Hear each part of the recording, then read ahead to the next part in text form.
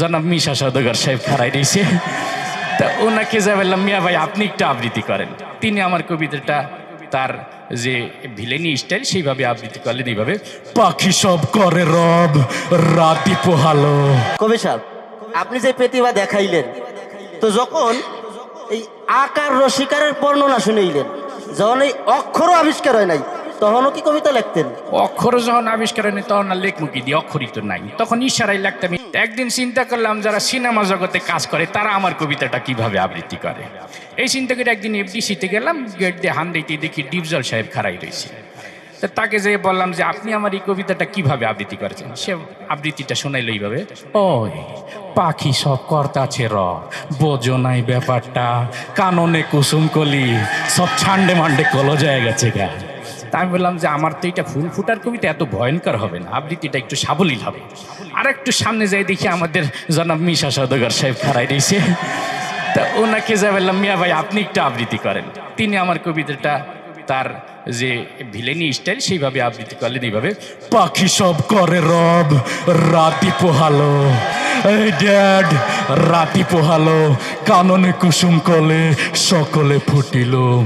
তা আমি বললাম যে আপনারটা তো আরো বেশি ভয়ঙ্কর শোনা গেল, এত ভয়ঙ্কর না তো, এটা ফুল ফুটার কবিতা, একটু আনন্দ হবে।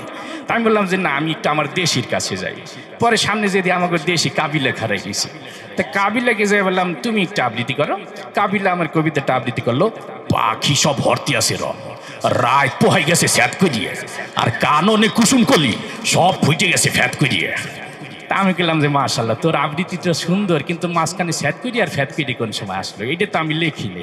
তাই বললাম যে থাক, তোর আর আবৃত্তি শুনবো না, আর একটু সামনে যাই দেখি ইমোশনাল একটা নায়ক আছে না, কথায় কথায় কান্দে, ওমর সানি সব খারাই রয়েছে। তাকে যা বললাম যে ভাইটি আপনি একটু আবৃত্তি করেন তো। উনি তো আমার কবিতা দেখে কান্তি কান্তি কইতেছে, পাখি সব করে রব রাতি পোহালো, কাননে কুসুম কলে সকলে ফুটিল। তা আমি বললাম আপনি কান্দেন কে, এটা কি কান্দার কবিতা? এটা আনন্দের কবিতা, আপনি আনন্দ করবেন। আমি বললাম আপনাকে দিয়ে হবে না।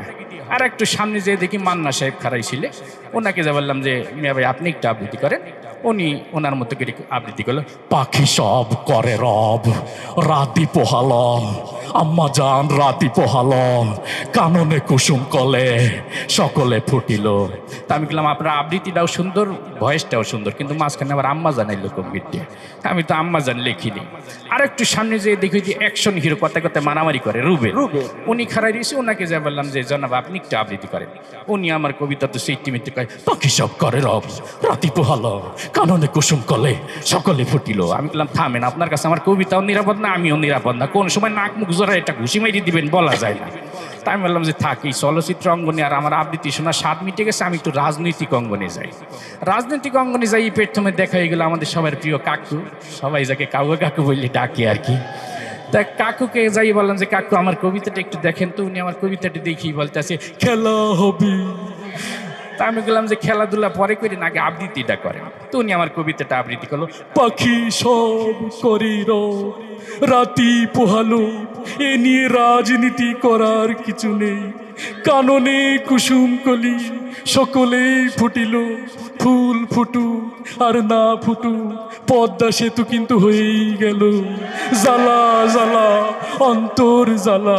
তা আমি গেলাম যে আপনি আমার এত সুন্দর ফুল ফুটার কবিতার ভিতর পদ্মা সেতু হান্দাই দিলেন কেন? এটা তো পদ্মা সেতু নিয়ে লিখিনি। তা আমি বললাম আপনার দলে আর আমি কাজ করবো না, আমি আপনার বিরোধী দলে চলে যাই ম্যাডামের কাছে। তো আমাদের ম্যাডাম অসুস্থ, সবাই দোয়া করবেন, আইসিইউতে আছে, আল্লাহ তাআলা যেন তাকে সুস্থতা দান করেন। তো ম্যাডামের কাছে গেলাম, যে বললাম ম্যাডাম আপনি একটু আবৃত্তি করেন, মানে ম্যাডাম খালেদা জিয়া আর কি। তো উনি আমার কবিতাটা মুরব্বী মানুষ সুন্দর করে আবৃত্তি করলেন। তার আবৃত্তিটা ছিল এরকম, বিসমিল্লাহির রহমানির রহিম। প্রিয় দেশবাসী, আপনারা জানেন পাখি সব করে রব রাতি পোহালো, ইনশাল্লাহ কাননে কুসুম কলি সকলেই ফুটিবে, না ফুটিলে ঈদের পরে তীব্র আন্দোলন হবে ইনশাল্লাহ। তাই বললাম ম্যাডাম আপনার আবৃত্তিটা যথেষ্ট সুন্দর, কিন্তু আমার কবিতার ভিতরে আবার আপনি আন্দোলন শুরু করে দিলেন কেন? এটা তো আন্দোলনের কবিতা না।